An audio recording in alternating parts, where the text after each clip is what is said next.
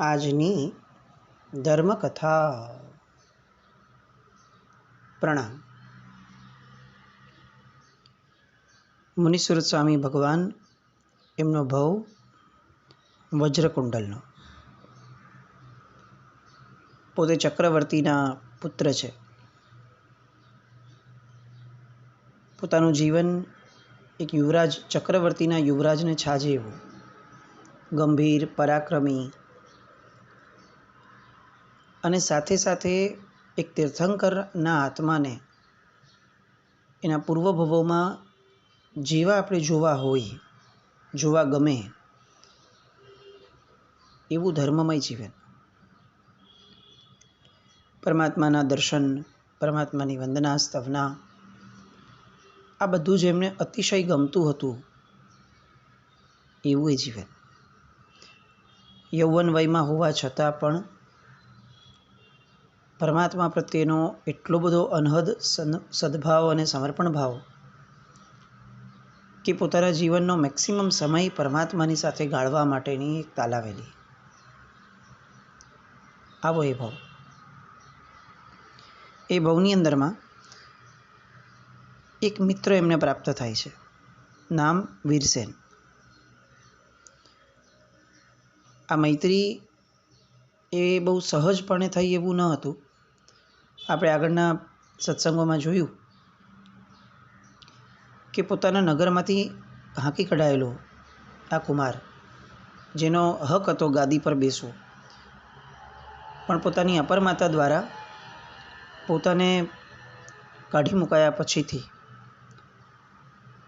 ચક્રવર્તીના કુમાર સાથેની મૈત્રી એક કારણસર એમણે કરી હતી. એ મૈત્રી ગાઢ થાય એ પૂર્વે એકબીજાના પારખા થવા આવશ્યક હતા. અને વજ્રકુંડલ ક્યારે પણ કોઈ પણ વ્યક્તિ પર એમને આંખ બંધ કરીને વિશ્વાસ મૂકી દે અથવા એને શક્તિશાળી ગણી લે, પરાક્રમી ગણી લેવું નહીં. આપણા જીવનની અંદરમાં પણ મિત્રો એ જ્યાં સુધી પારખા ન થાય ત્યાં સુધી કેટલાક પોતિકા ન કરી શકાય. સ્વજનો, મિત્રો ઈશ્વરે જે આપ્યા છે, કુદરતે જે આપ્યા છે, એના સિવાયના અગર આપણે કંઈ પણ સિલેક્ટ કરવા છે તો એ આપણા બૌદ્ધિક પારખા વગર કર્યા હોય તો એ ભવિષ્ય માટે કદાચ ઉચિત ન પણ ગણાય. અહીંયા તો રાજકુમારો છે એટલે પરાક્રમ દ્વારા જ પારખા થાય. એક પરાક્રમ જોયું વીરસેનનું કે અશ્વ પર બેઠા બેઠા અશ્વના વેગને લેશ પણ થોભાવ્યા વિના ચાલતા અશ્વ વડે જ વાંકા વળી અને ચાબુક લઈ લીધી. આખો રસાલો અસ્ખલિત ગતિથી ચાલતો રહ્યો, ક્યાંય અટક્યો નહીં. આ એની નિપુણતા. પણ વજ્રકુંડલને થયું કે ના, આના બળના પારખા ફરી આજે કેટલાક લેવા છે. બધા ઉપવનમાં પહોંચ્યા. રસાલો મોટો હતો, શૂરવીર યોદ્ધાઓ પણ ઘણા હતા. વજ્રકુંડલે કેટલાક યોદ્ધાઓને અલગ તારવ્યા અને એમની સામે એક સ્પર્ધાત્મક હોડ મૂકી કે બધા યોદ્ધાઓએ ઘોડે સવારી કરતાં કરતાં જ હાથ વડે સેલ, એક બાણ જેવડું નાનકડું ભાલા જેવું હોય એને સેલ કહેવાય, એ સામેના વૃક્ષ તરફ ફેંકવાનો. કોના સેલ કેટલા દૂર જાય છે અથવા વૃક્ષમાં કેટલા ખૂંપી જાય છે એના પરથી એના કાંડાના કૌવતની કસોટી થશે. કુમાર બધા હર્ષભેરીને વધાવી લીધી આ હોડને અને બધા સેલ હાથમાં લઈને ઘોડા ઉપર ચડી અને તૈયાર થઈ ગયા. એક પછી એક સુભટો પોતાનું કાંડાબળ વાપરી અને સેલનો પ્રક્ષેપ કરવા લાગ્યા. આ બાજુ બધા જ કુમારો એની પરાક્રમની પદ્ધતિને પણ આ વજ્રકુંડલ એ બહુ સૂક્ષ્મ નજરથી જોઈ રહ્યા છે. કોઈકનું ઘણું દૂર પડ્યું, કોઈકનું નજીક પડ્યું, કોઈકનું ધરતીની અંદરમાં 5-7 આંગળ ખોપી જાય એવા બળ સાથે પણ ગયું, તો કોઈકનું વૃક્ષના થડની અંદરમાં પેસી ગયું. કોઈક એવા પણ હતા કે જેનું ભોય પર અથડાઈને પડી ગયું, પછડાઈ ગયું. સૌને મને હવે નિર્ણય મેળવવો હતો કે કોણ, કયા કુમારનું, કયા પરાક્રમીનું બળ વધુ છતું થયું છે. પણ કુમારને હજી સુધી નિર્ણય આપવામાં રસ નહોતો, કારણ કે એમની નજર એ વીરસેન તરફ હતી. ચતુર વીરસેન આ કુમારનો ઇશારો વર્તી ગયો.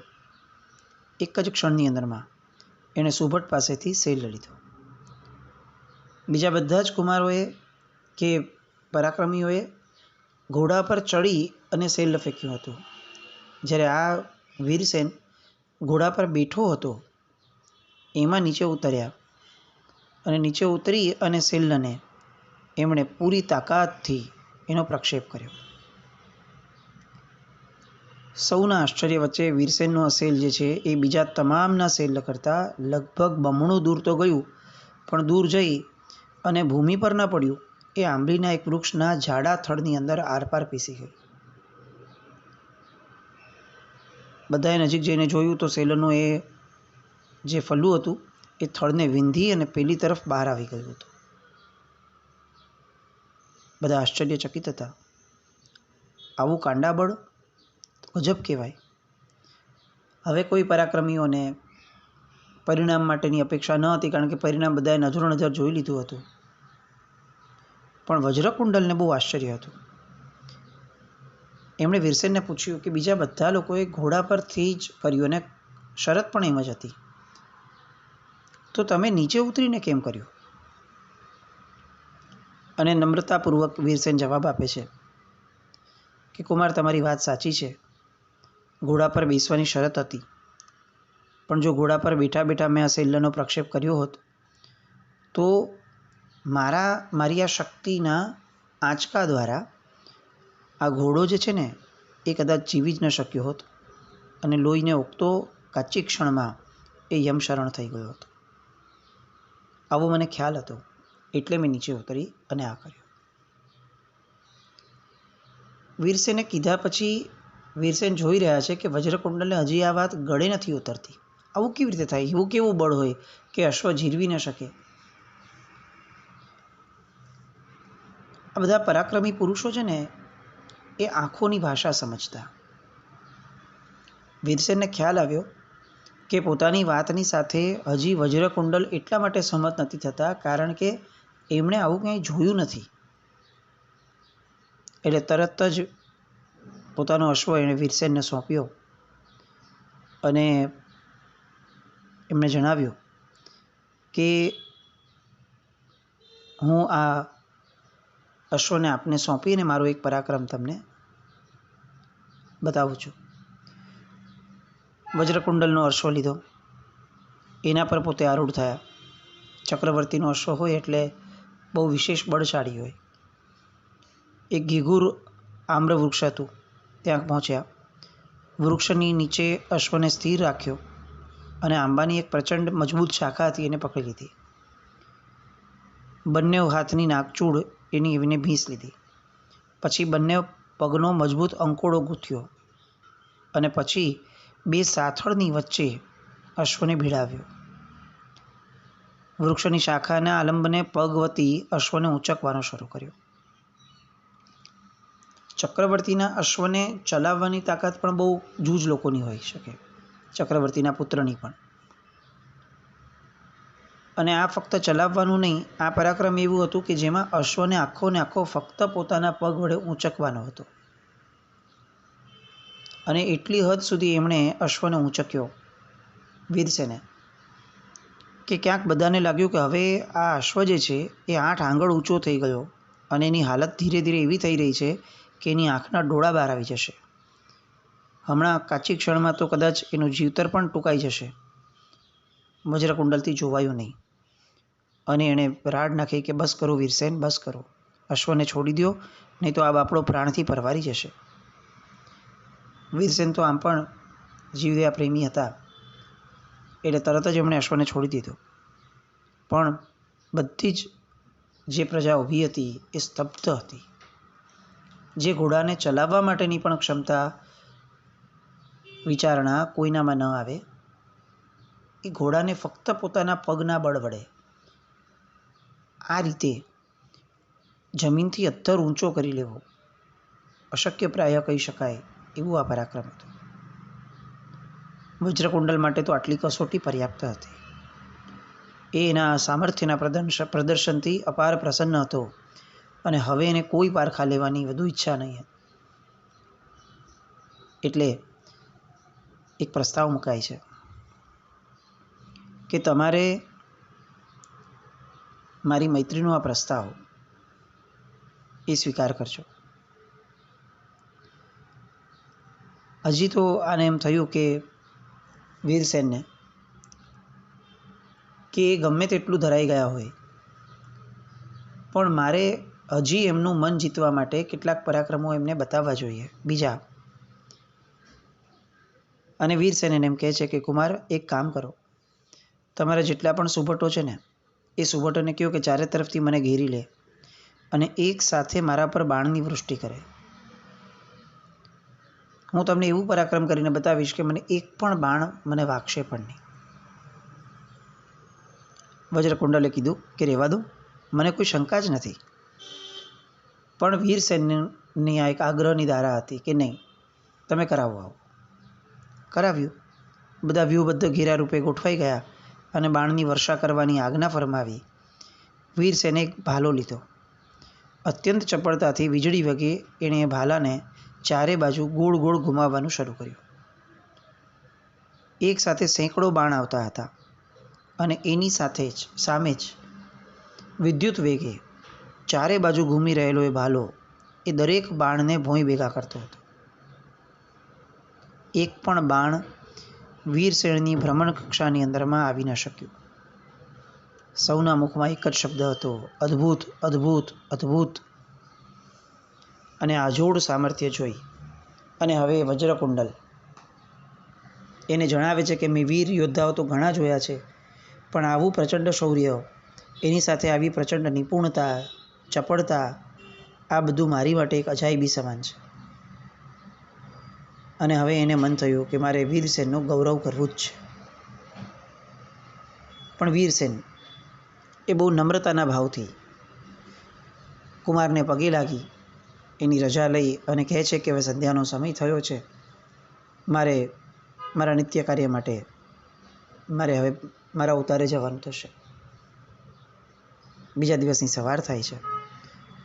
એ રાત વજ્રકુંડલની ફક્ત વીરસેનના વિચારોમાં જાય છે કે આવો પરાક્રમી વ્યક્તિ એ મારો મિત્ર થયો.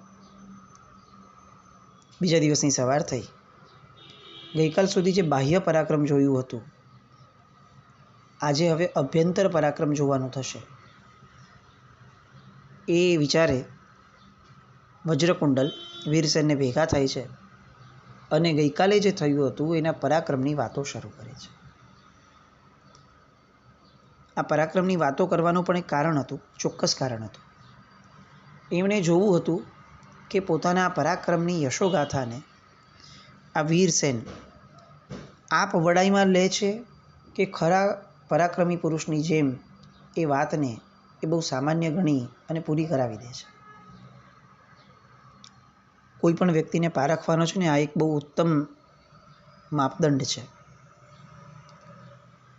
સુજ્ઞ વ્યક્તિ એ છે, પરાક્રમી વ્યક્તિ કે ધર્મી વ્યક્તિ એ છે કે જે ક્યારેય પોતાની હાજરીમાં પોતાના થતા વખાણને કે પોતાની પ્રશંસાને એક ક્ષણ પણ પ્રોત્સાહન ના આપે.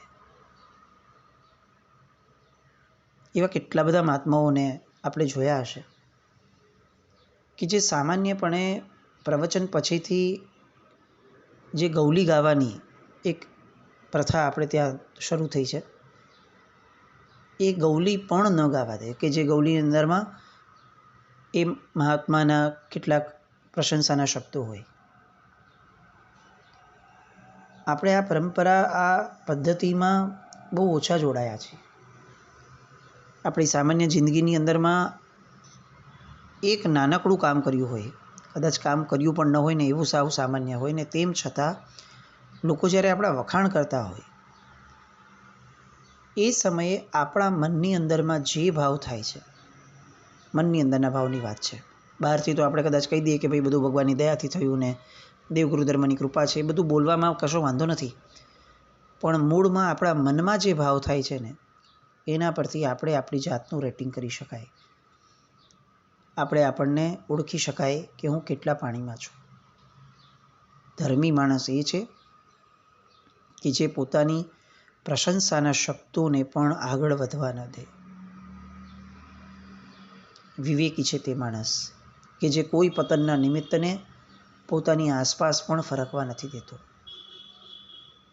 અહીંયા વીરસેન એ પણ આગલા દિવસની પોતાની પરાક્રમની વાતો જેમ જેમ વજ્રકુંડલ કરે છે તેમ તેમ એ વાતને ફેરવી દે છે. ક્યાંય પણ પોતાની આપવડાઈની અંદરમાં એ હલકી કક્ષા બતાવવાનો દોષ એ ક્યાંય સેવતા જ નથી. બસ આ એક પરાક્રમ એવું જોયું કે વજ્રકુંડલને લાગ્યું કે હવે ખરેખર આ વ્યક્તિ એ મારી મૈત્રીને પૂર્ણ યોગ્ય છે, અને નક્કી કરે છે કે મને કંઈક લાભ તમારો મળવો જોઈએ. તમે આજ સુધી ક્યારેય પણ મારી પાસે કશું માંગ્યું નથી.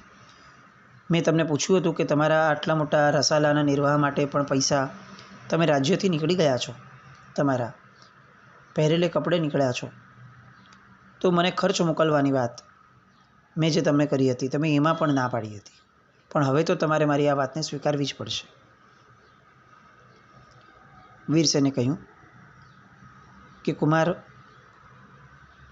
આ તમારા તરફથી સહાય મળતી હોય એનો મને વિરોધ હોય એવું તો જરા પણ નથી, પણ મારા મનમાં એક વાત છે જે મારે રજૂ કરવી છે.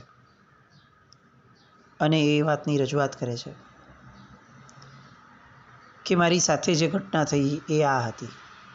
એમ કરીને પોતાનો આખો જે અધ્યાય હતો, પોતાની અપરમાતાએ જે દેશ નિકાલ કરાવડાવ્યો વગેરે એ બધું એને સમજાવ્યું. ત્યાર પછીથી એ જણાવે છે કે ગઈકાલ એકાદ બે દિવસ પહેલાં જ એક સૈનિક આવ્યો હતો અને એણે જણાવ્યું કે મને દેશ નિકાલ કર્યા પછીથી મારા પિતા મહારાજ એમના મનની અંદરમાં વિચાર વાયુજન્ય માંદગી આવી કે મેં મારા દીકરા સાથે અન્યાય કર્યો અને એના કારણે માંદગીનો ભોગ બન્યા. અને ક્રમશઃ એ માંદગી એવી અસાધ્ય બની ગઈ કે એ રાજવી ખૂબ કષ્ટપૂર્વક પોતાનો આ પાછળનો ભાગ જીવનનો જીવી અને અંતે મૃત્યુ પામ્યા. બોલતા બોલતા આ વીરસેનની આંખો ભરાઈ આવી. પોતાના પિતાની વાત છે ને પિતાના મૃત્યુની વાત છે એટલે એની આંખો આંસુથી છલકાઈ જાય. કેટલીક ક્ષણ ગઈ અને સાથે રહેલો માધવ મિત્ર એણે કીધું કે કુમાર, અવિનય ક્ષમા કરજો, પણ એ પછીથી જે ઘટનાના સમાચાર અમને મળ્યા છે ને, આજે અમારે તમને એ ઘટના કહેવી છે કે મારા પિતા, આમના પિતા હજી તો મૃત્યુ પામ્યા હતા અને એમના અંતિમ સંસ્કાર નહોતા થયા એટલી જ વારની અંદરમાં આ સિંધુસેણ એણે રાજસત્તા ધારણ કરી લીધી, સત્તાનો દંડ હાથમાં લીધો અને રાજ્યની અંદરમાં જુલમ આચરવાનું શરૂ કર્યું. વજ્રકુંડલને બહુ આશ્ચર્ય થાય છે કે કોઈ દીકરો આવો કેવી રીતે હોઈ શકે. એટલે પૂછે છે કે આ વાતનું કોઈ પ્રમાણ છે? આપ કહો છો બરાબર છે, પણ આ વાતનું કોઈ પ્રમાણ છે? અને ત્યારે માધવ કહે છે કે હા, અમારા જે સાગરીતો આખી દેશની જે સાંકળ છે એના કારણે અમારી પાસે સમાચાર બહુ શીઘ્ર આવી જાય છે અને સિંધુસેણ જે છે એની ભીંસ આ પ્રજા પર વધતી જાય છે એવી વાતો અમારા સુધી વણિકપુત્ર સાગરે જ પહોંચાડી છે. આપ કહો તો આવતીકાલે એ વણિકપુત્ર આપને મળી અને આખી વાત જણાવે. કુમાર મળવા માટે હા પાડે છે. બીજા દિવસની સવાર થાય છે. પેલો વણિકપુત્ર સાગર વજ્રકુંડલને મળે છે. જીન ધર્મ પ્રેમી છે. જીન મંદિરનો ધ્વંસ થતો અટકાવવો છે એટલે જ એને આ બધી વાતો વીરસેનને રસાલો વગેરે આપવાની કરી હતી. બધી વાતો વજ્રકુંડલને પણ કહે છે. બંને વચ્ચે મૈત્રી જામે છે. બંને જીન ભક્તો છે, સાધર્મિકોનો સંબંધ છે, બંને વચ્ચે મૈત્રી જામે છે. અને પછી છેવટે એક આખી યોજના એ અહીંયા એમની સામે રજૂ થાય છે અને એક એવું ફરમાન લેવા માટેનું છેલ્લે નક્કી થાય છે કે સુષેણ દેશના સિંધુસેણને એ જે પ્રજા પરથી જુલ્મો કરે છે એ જુલ્મોમાંથી ઉગારવાની અનુમતિ આપતો લેખ અને વિજયની તલવાર, આ બે હવે વજ્રકુંડલ એ વીરસેનને આપશે અને એને લઈ અને વીરસેન એ ત્યાં રાજ્ય જીતવા માટે જશે. વજ્રકુંડલ પૂછે છે કે સૈન્ય નહીં જોઈએ? મારું આટલું મોટું વિશાળ સૈન્ય છે, તમે લઈ જાઓ, આટલા શુભ કાર્ય માટે જાઓ છો, એક અન્યાયને પૂર્ણ કરવા માટે જાઓ છો, તો સૈન્ય જોઈશે તમને. પણ ત્યારે વીરસેન ના પાડે છે કે તમારું આ ફરમાન એ જ કદાચ મારી માટે સૌથી મોટું સૈન્ય હશે, અને તમારા હાથેથી અપાયેલી તલવાર એ મારી માટે સૌથી મોટું ગૌરવ હશે. અને આમ કહી અને કુમાર પણ વિનંતી સ્વીકારી લે છે અને સમ્રાટ વજ્રનાભી પાસે જાય છે, ચક્રવર્તી પાસે, અને આખી વાત સમજાવે છે. વીરસેનને તલવાર આપવા માટે અને આજ્ઞાલેખ આપવા માટે સહમત થાય છે ચક્રવર્તી. અને હવે વીરસેન આ બંને વસ્તુઓ લઈ અને પોતાના રાજ્યને પાછું મેળવવા માટે આગળ ધપે છે. કથાઓ એ કદાચ આપણી માટે બહુ ફ્રૂટફુલ અત્યારે એટલા માટે ન લાગે, કદાચ એવું બની શકે કે આપણા રસનો વિષય નથી આ પરાક્રમની વાતો, આ બધી વસ્તુઓ. પણ આ બધી વાતો કરવાનું એક મૂળભૂત કારણ એ છે કે આપણને જે વીરસેન આગળ જઈ અને આ વજ્રકુંડલ સાથે મૈત્રીના દાવ ઉપર જે એક જબરદસ્ત પરમાત્માના શાસનની કેટલીક ગુણિયલતાને, પરમાત્માના ધર્મની કેટલીક ગુણિયલતાને છતી કરવાનો છે. અને આ વીરસેન આગળ જતા આવતા ભવોની અંદરમાં વીરસેન છે, વણિકપુત્ર છે, આ બધા આગળના ભવોની અંદરમાં પરમાત્માના આત્માને જે રીતે મળવાના છે અને એ સમયે પરમાત્મા સ્વયં જે રીતે સંબંધ સાચવવાના છે આ બધા સાથેનો, એ બધી વાતોના બેકગ્રાઉન્ડ માટે બહુ આવશ્યક છે કે આપણે આ લોકોની માનસિકતાને સમજવી જોઈએ. હવે આ વીરસેન પોતાનું રાજ્ય કઈ રીતે મેળવે છે અને એને કેવો ભાવ જાગે છે, હાથમાં તલવાર હોવા છતાં કેવો ભાવ જાગે છે, એ બધી વાત માટે આવતીકાલે ફરીથી મળશું. જીના કંઈ પણ બોલાય તો મિચ્છામિ દુક્કડમ. જૈનમ જયતિ શાસનમ.